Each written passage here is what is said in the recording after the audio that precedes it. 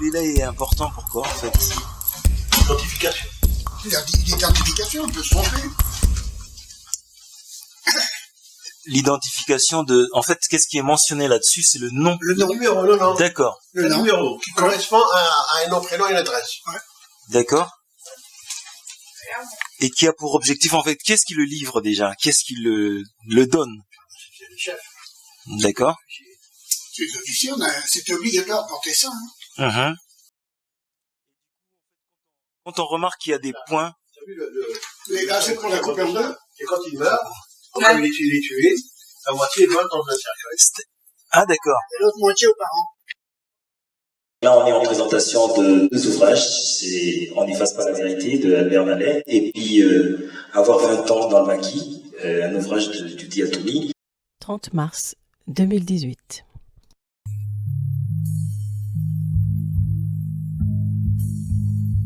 Bien, bonsoir à toutes et tous.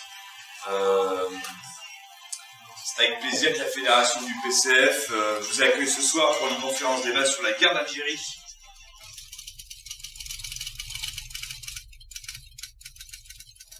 Une guerre qui aura marqué l'histoire de France, l'histoire de l'Algérie, mais surtout l'histoire des peuples respectifs, aussi bien français que d'Algérie. Une histoire éminemment coloniale qui mérite d'être revisitée pour mieux la comprendre et pour poser un nouveau regard sur ce passé colonial que la France a toujours du mal à assumer en réalité. L'État français, à travers ses plus hautes autorités, n'a toujours pas accompli les actes nécessaires pour reconnaître la responsabilité de la France, accepter les vérités de cette histoire tragique et assumer vraiment les crimes contre l'humanité qui ont été commis. Beaucoup essayent aujourd'hui d'instrumentaliser cette histoire, tentent de réhabiliter le colonialisme et de trouver dans le colonialisme des aspects positifs, de nourrir des polémiques, de créer un choc dans les mémoires. Je parle bien évidemment de l'extrême droite et de la droite extrême, qui utilisent souvent la guerre d'Algérie pour diffuser le poison nauséabond de la haine, du racisme et de l'intolérance. Le peuple algérien a conquis son indépendance au bout de 8 ans d'affrontements violents, de 130 ans de domination et d'exploitation coloniale, d'innombrables massacres, de tortures, de l'humiliation raciste de tout un peuple. Cette barbarie coloniale, qui consista à traiter le peuple algérien comme une sous-humanité, fut imposée par la force militaire et par les gouvernants d'un État qui se croyait détenteur d'une civilisation supérieure. Elle fit des centaines de milliers de victimes, en Algérie et aussi en France. Certaines dates nous rappellent à quel point la violence et le crime d'État sont inhérents au colonialisme. Je pense notamment au 8 mai 1945 à Sétif en Algérie, au 17 octobre 1961 lors de la manifestation des Algériens à Paris, une manifestation réprimée par la police française dans le sang. Je pense aussi au 8 février 1962 au métro Charonne, où les hommes de Papon répriment aussi une manifestation contre la guerre organisée par le PCF. 8 militants du PCF et de la CGT seront tués, parmi eux Anne-Claude Godot, jeune postière nantaise, militante communiste et de la CGT. Le Parti communiste français s'honore d'avoir fait le choix de la lutte anticoloniale. Malgré la répression que ces militants ont subie, les arrestations, les tortures, les pressions, les communistes ont poursuivi leur action militante contre la guerre, contre l'envoi des appelés du contingent. Son engagement pour l'indépendance des peuples colonisés, en Algérie comme ailleurs, fut et reste un marqueur politique fort. Avant de passer la parole à Peter Lema, metteur en scène et interprète dramatique, organisateur de cette soirée qui se déroule dans le cadre du cycle du marronnage. Donc je souhaite quand même remercier les personnes ici présentes, et puis en particulier Albert Mallet et Judy Atoumi, tous deux témoins directs de cette guerre et qui nous feront l'honneur d'être ici ce soir pour raconter leur histoire.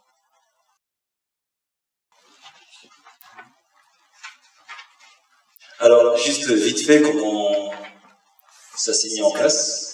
C'est une rencontre avec Elsa, qui est la fille d'Albert Mallet, que j'ai rencontrée dans le cadre des ateliers théâtre que j'anime. Et donc, j'avais ton enfant en atelier. Et très souvent, je n'arrêtais pas de radoter sur les luttes dans lesquelles je m'inscris, avant tout, qui sont les luttes contre le racisme anti-noir. Ces luttes m'ont permis de pouvoir faire d'autres rencontres, d'autres sujets. Et dans ce sujet-là, me parler depuis plusieurs années.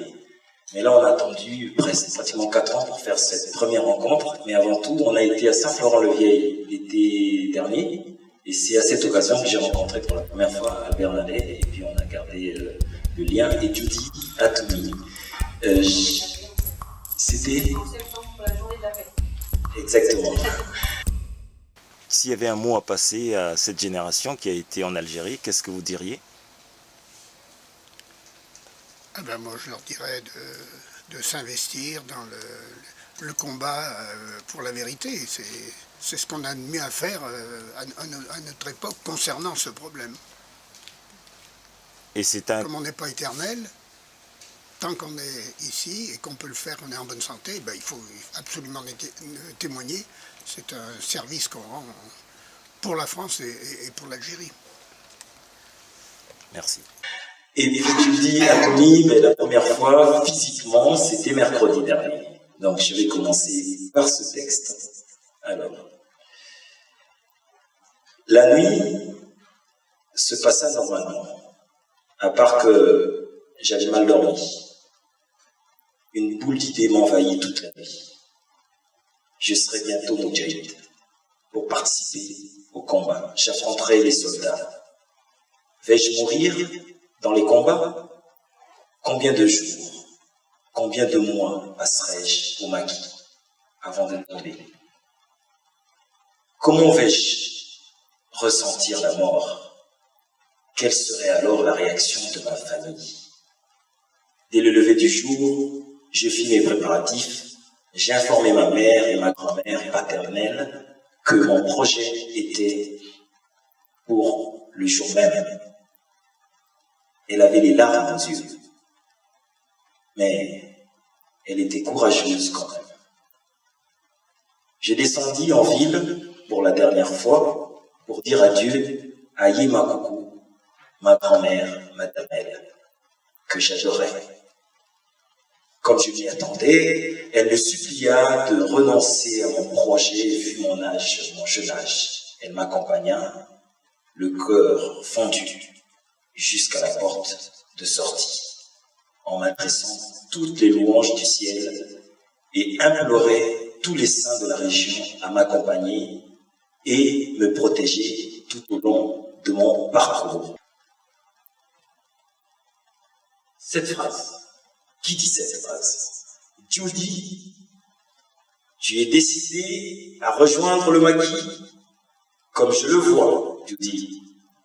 Alors, je ne veux pas te voir ramener par les soldats au bout d'une corde comme une brebis.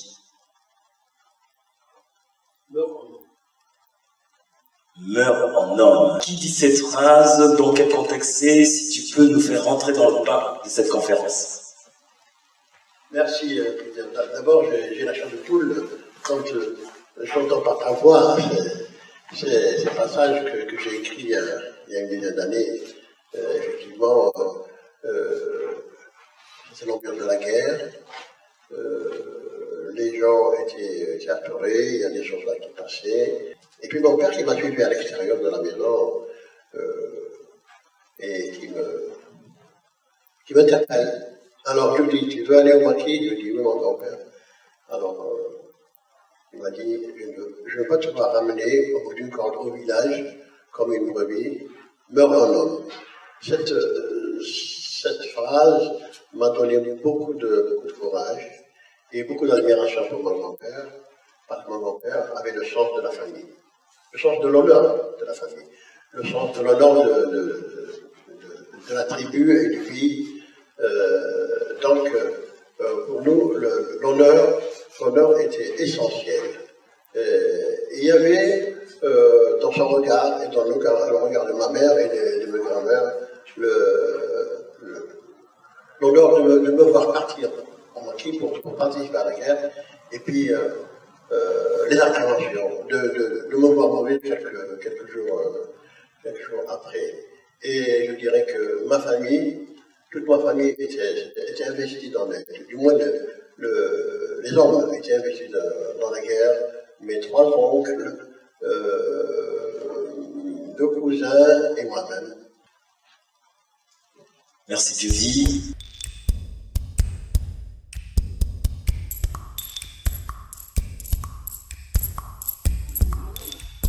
Alors, Qu'est-ce que ça vous inspire, cette image?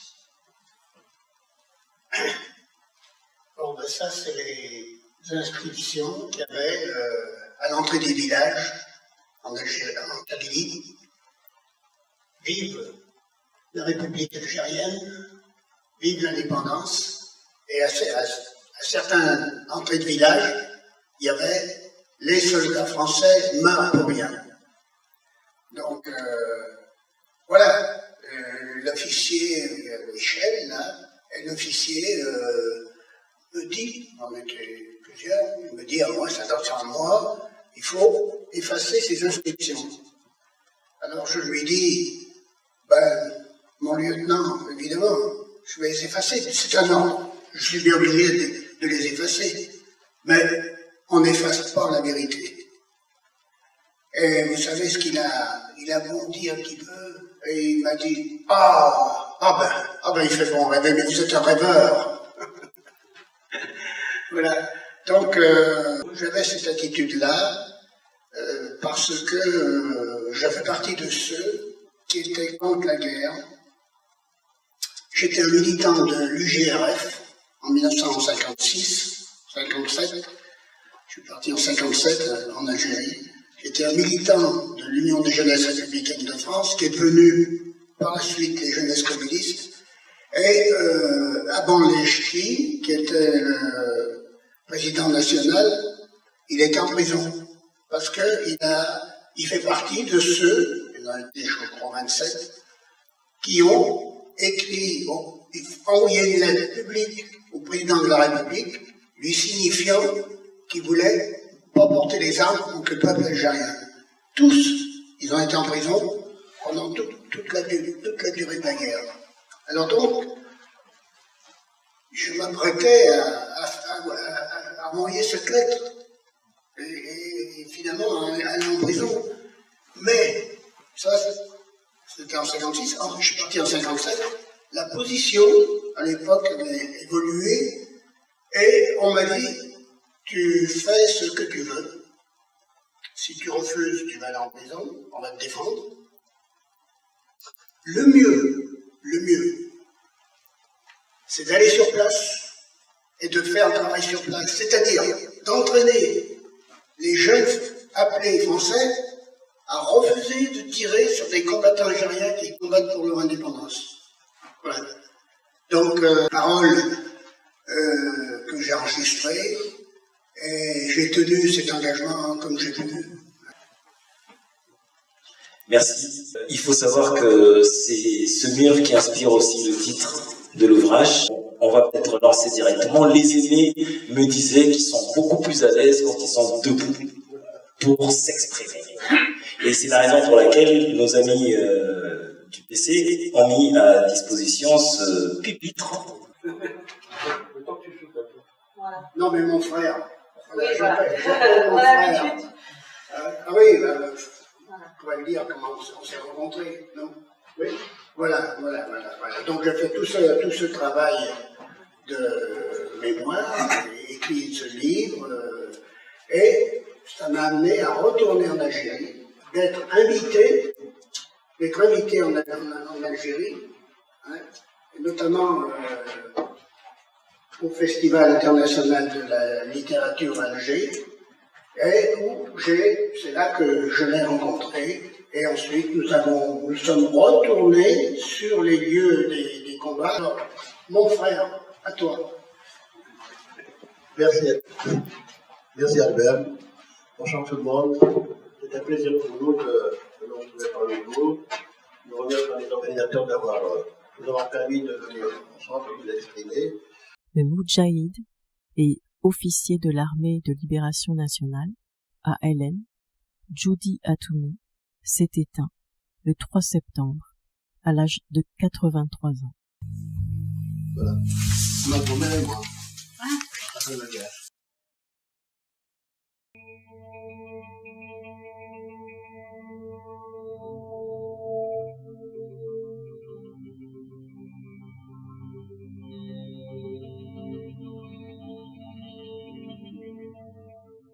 Juste avant de partir, moi en 57, j'ai assisté à une réunion dans un petit village où il y a eu justement un jeune appelé du contingent qui a été tué en Algérie.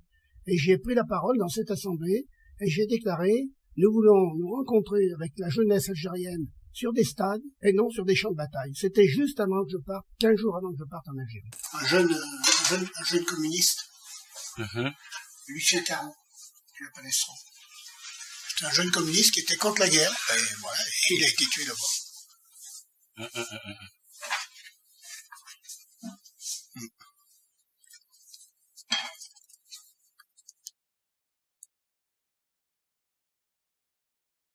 Les appelés sont contraints, étaient contraints de faire la guerre. Mais nous, de notre côté, nous, c'est un engagement volontaire. Voilà. Pour nous, c'est un engagement pour lutter pour l'indépendance, sachant que ceux qui montent dans les maquis montaient pour mourir, parce que l'indépendance n'était pas pour demain. Sachant que la guerre allait durer des années, sachant qu'il y allait avoir des morts, et sachant aussi que de nombreux combattants, des jeunes, des moins jeunes, tombaient autour de nous, et que chacun attendait son tour. Chaque génération doit mener son combat contre le colonialisme, entre parenthèses, pas contre le peuple français, évidemment, mais contre le colonialisme. On va continuer son combat, on va continuer à honorer sa mémoire. Il est parti en laissant un patrimoine énorme. C'est une bibliothèque. C'est une bibliothèque qui s'en va. Je raconte mes premiers contacts avec le FLN, avec les combattants de la LN, et mon retour d'Alger sur le village, où je rencontre pour la première fois un groupe de combattants, et auquel j'ai sollicité, j'ai exprimé mon désir de rejoindre le maquis.